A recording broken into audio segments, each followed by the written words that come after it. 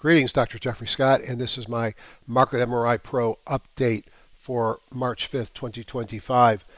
Usually I do these a lot later, but one of the nice things about this program is I don't have to wait much past 6 o'clock to have all the data final so I can do my review. Of course, if there's errors in our data feed, it gets corrected later on in the evening. So I call today tariff on, tariff off, risk on. When Trump talks tariffs, markets sell off. When tariffs seem to be delayed, markets go up. Again, Jeffrey Scott. My email is marketmripro@gmail.com. Previously, hgsidoc@gmail.com, which still works as well.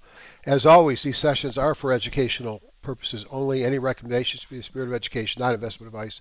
The intent of this video and all my videos is to show you the tools of top-down analysis and how I apply them. Trading involves risk. You are solely responsible for any investment decisions you make. I may own or intend to buy, sell, long, short any stock mentioned in this report. Trading stocks and options should be considered risky, and you should consult with your financial advisor before making trades. I've got tools in multiple platforms. I'm going to be using the Market MRI Pro tool right now. For those of you looking for wealth charts, go ahead and wait till the morning at stocksanddocs.com. Sometime about 8:30, I'll have one that's will be placed there. I use both platforms, so I do both videos, but I don't want to mix them up during the week. Those who have been to my meetings before know that I put everything I have into those meetings. The June meeting is a cheap meeting. It's $300 to $400. It's 3 days of education. I'll do half of it, and I'll have Chris White, Cholin, for the Edge Rater proprietor, typically will join us among other folks.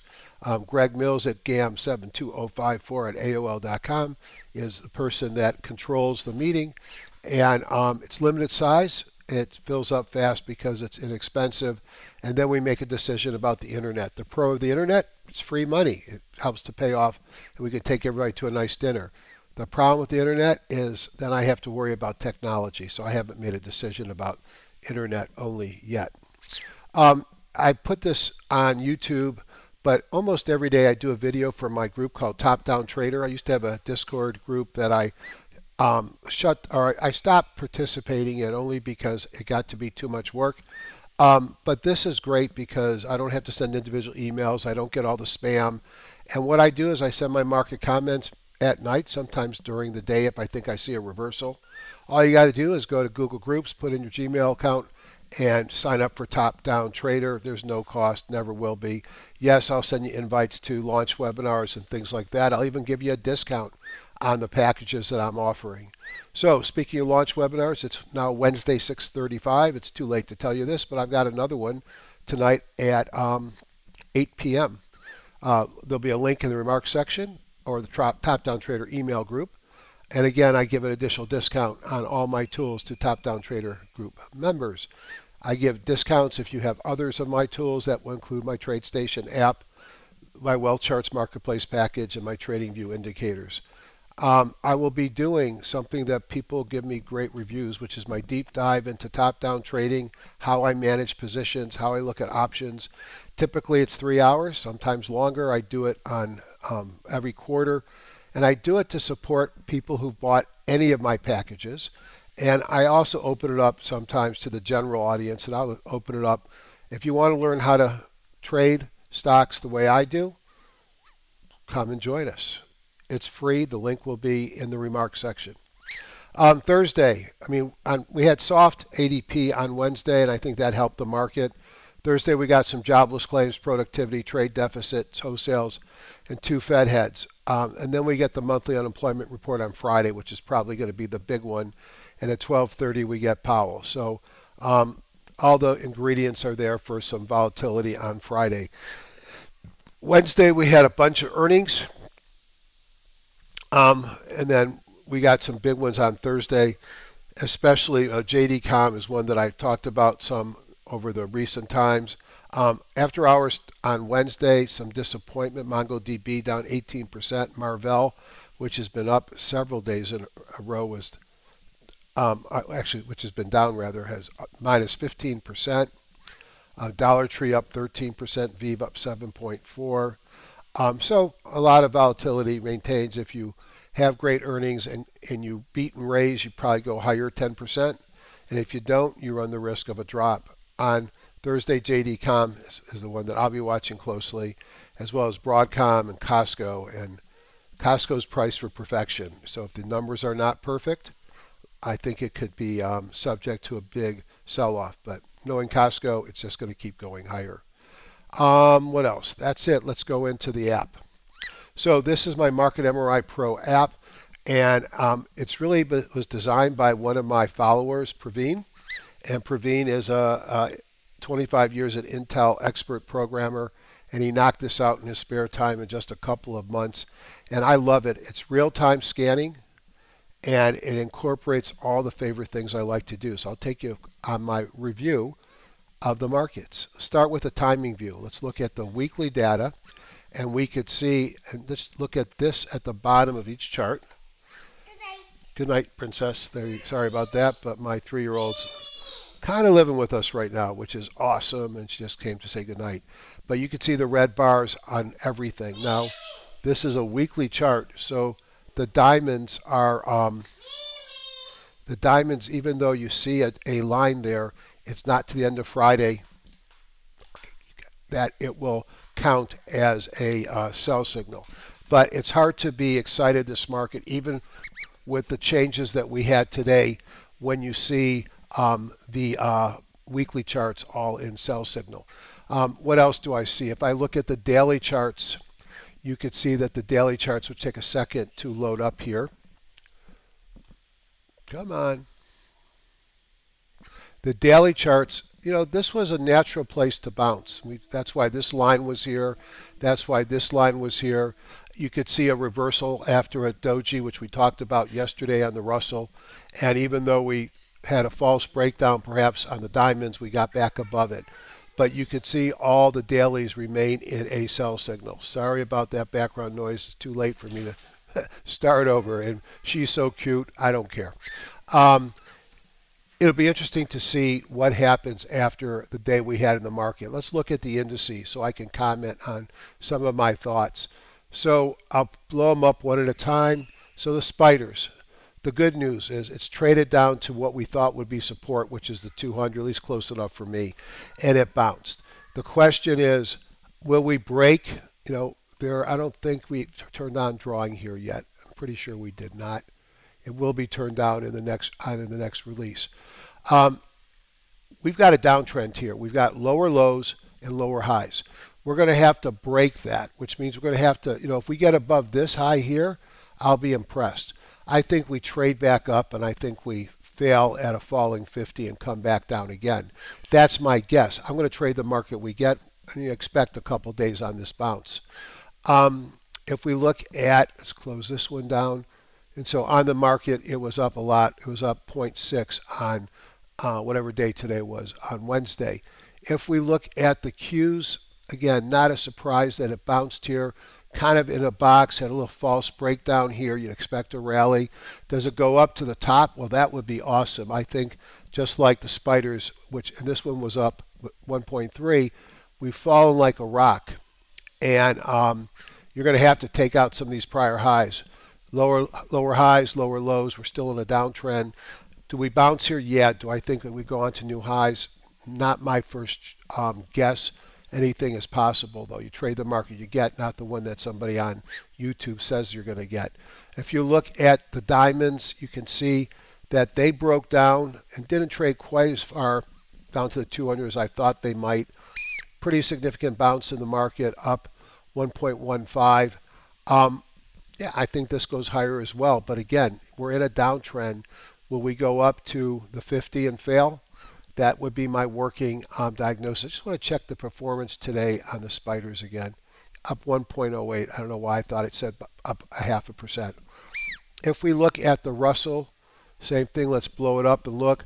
This one just broke right through the 200. This is something that held sort of here, and did not hold here. A doji indecision bar on Tuesday and a nice trade on Wednesday, and this was up 1%. So again, does this look like it's on its way to new highs? I don't think so. I think it's going to have to clear the 200. It's clearly in a downtrend, and I would not say that looked bullish. The VIX, this is where it got to, and the question is, how far is it going to get here? So this VIX got a high of 65. Let's see where we're at right now. I think I just do this. Right now we're in the 20s. So does that look like a reversal? It does look like a reversal. I'll be honest. I think that could be a reversal. We took out the most recent highs back to this one here. But I think this is a short-term reversal. I think we're going lower. And the dollar did a big breakdown in the market on Wednesday. You can see the dollar was down over 1%. When I look at the commodities, dollar's weak. You got to figure gold's up. And you see gold was up here a bit, up 0.23. Silver looks even stronger, up 2.66. Both have cleared their 17 and look to go higher. You had a breakdown in oil down to another 1.33 after a drop on Monday of 1.69. But that looks like a reversal to me. It's reversing at a place it's reversed before. So oil looks to be maintaining some kind of attempt. And natural gas is just off its recent highs. The 10-year did bounce up 1.21, and the 30 was up 0.89.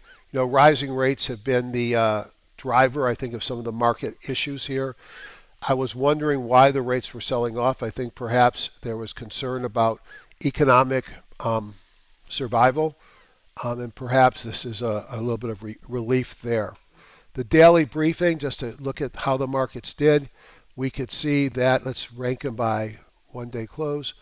Q's 1.3, Diamonds 1.15, Spider 1.07, Russell 0.99.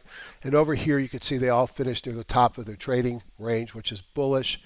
Over here you can see new high minus new lows on NYSE and the NASDAQ.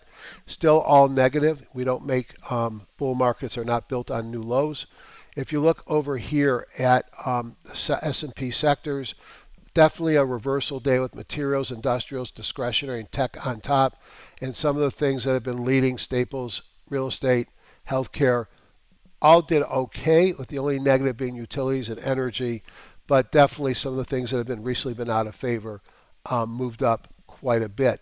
As far as themes, I saw something early in the day on cannabis, and every time there's talk about cannabis legislation, the cannabis world goes crazy.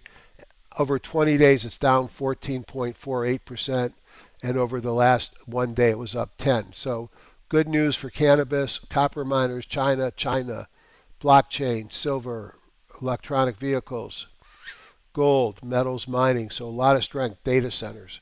Over here, we look at three different indexes, the S&P 1500, the NASDAQ, and the NYSE.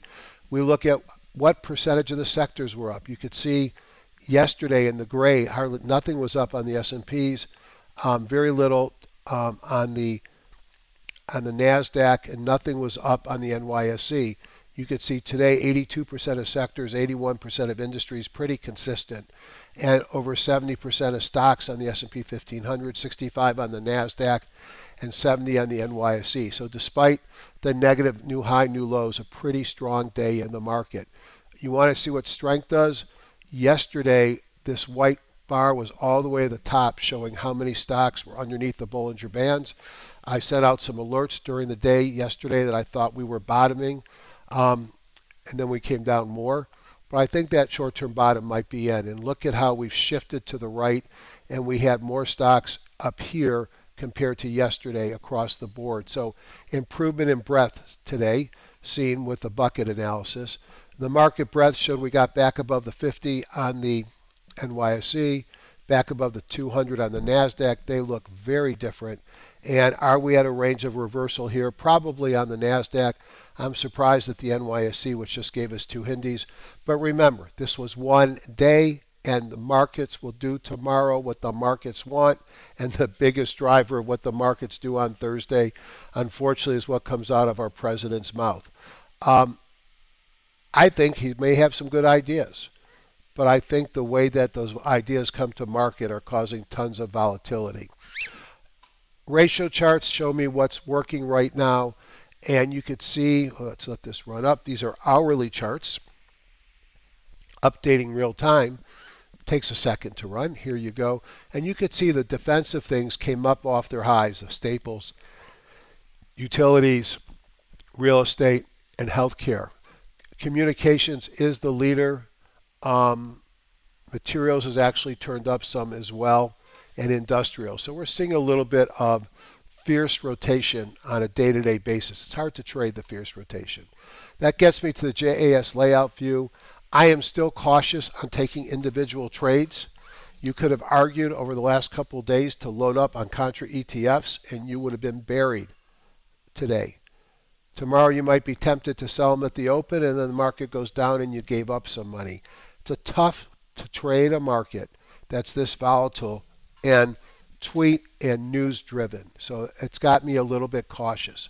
From a top-down perspective, percentage-wise, basic materials led the markets, technology was second, then industrials. Now what I like to do here is I like to take the top sector of the day and let's rank by 2-day momentum the industry groups, and let's take the top 5 or top 3. We'll go top 5. These are the top 5 groups in basic materials. Let's rank them here by 2-day strength. So I picked the strongest sector, I picked the strongest industry groups in that sector, and I can look at them. MLM, Martin Marietta, V-shaped recovery, who knows, I don't buy that. CRH, a breakout above the 50, you could see down here, a CPR, a gap, volume, breakout, momentum, relative strength and OBV look good. This is one that's interesting to me. CRH, APD also looks okay. Southern Copper, nice day, but way below the moving averages. KWR, again, pretty sold off. Celanese, pretty sold off. I don't like bottom. I like stocks in an uptrend that have pulled back. So let's see if I got any here. So I actually have a pullback and uptrend filter. Let's hit OK. All right, let's look at these. Lind PLC. Are we in an uptrend? Let's look at the weekly. Yeah, I'd say we're in a pretty powerful uptrend. Let's go back to the daily. Down here we see breakout and momentum coming out of a squeeze. Relative strength looks good. OBV is catching up. It's not extended. We go into our Fundy screen and we see Fundy, the earnings were out February 6th. It pays a 1.32% dividend. It's an expensive stock. It looks okay. SQM, I think of this as a fertilizer stock. Is something happening here? It seems like that was a song in the Vietnam era. But yeah, it's got a small uptrend, took out the 200, just doesn't look like a lot of momentum. Huntsman, specialty chemicals, too far down in its list. IPI, Intrepid Potash, another one of these fertilizer-like stocks. Now, I don't like the loosey-goosiness. I do like this hammer bottom and a breakout, taking out all the moving averages. Let's see about earnings. So earnings are out or come out March 3rd. That was 2 days ago. So March 3rd showed a bit of a surprise to the upside. Markets like the surprises, by the way. It went from minus 41 cents to positive 11. That, to me, that's a big percent increase. It's an error in the program that Praveen is going to fix. The revenue went from 567 to 558, was down a little bit, negative surprise. It's not that sexy of an industry group. I'm going to pass. And then TGB below the moving averages. Yesterday we talked about 3 stocks that I can remember. One of them was KGC. And I should keep better tracks. I only remember 2 of them. And this is one I like because it was breaking out. This will be a materials. And with materials strong, I still like KGC. And I believe the earnings were out. They were out on the 12th of February. The other one I liked was post-earnings, and it seemed to get punished because of what the market was doing. Not that it was down, it was up big, but it didn't finish as high, and I really like C. I'll tell you a funny story. I was sitting with one of my board members for my company, a really smart guy, worked in the Obama White House, and he asked me, give him one stock for 2025, and that was in the early part of December at a board meeting. This was trading at about $96, $97. I think it was back here because it gapped the next day. And I said, well, if I have to pick a stock to buy SE, it's come down some, and I like it. And makes me look like I know what I'm doing. That was just the only thing I could think of. You could see earnings came out on the 4th, and 39 cents versus 21 is a positive. Versus -1, it's a big positive. Again, the change from negative from red to green has to be corrected. Revenues were up 35%. I think that's what drove it, plus high interest among with its ongoing numbers. So that's the top-down part of what I do. I also have the can't help myself bottom up. So I've got, let's take off the filter. I've got 3,461 stocks.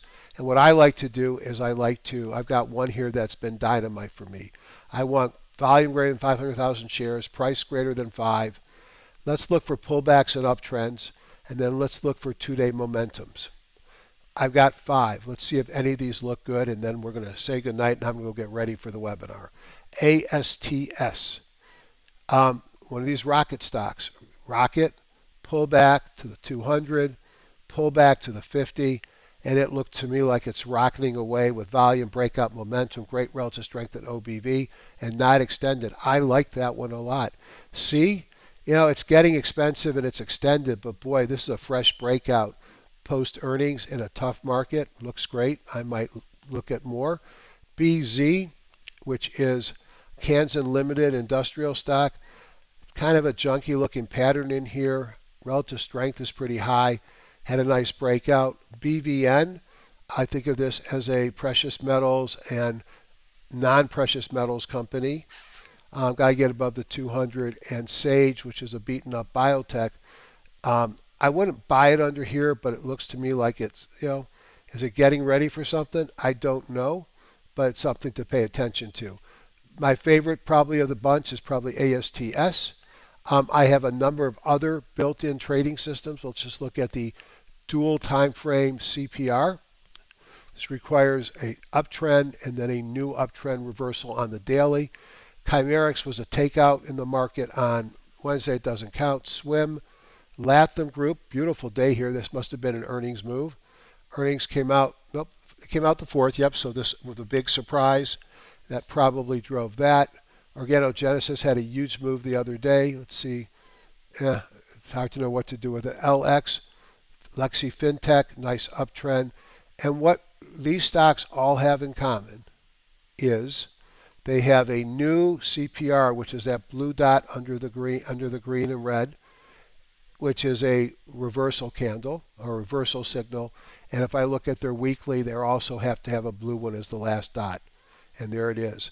So those are some of the ways I look at the market. I've really enjoyed this tool. Congrats to those people that are first to buy it. I will tell you a good sign. I think of the people that bought it after Sunday's soft launch webinar, I think all of them were beta testers. And if beta testers actually pay for a product that they've been using, that's a good sign. Hope to see some of you tonight. And if not, if you've ever looked at what I do and want to know more and you don't want to pay for coming to a live meeting, come on Saturday. You won't be disappointed.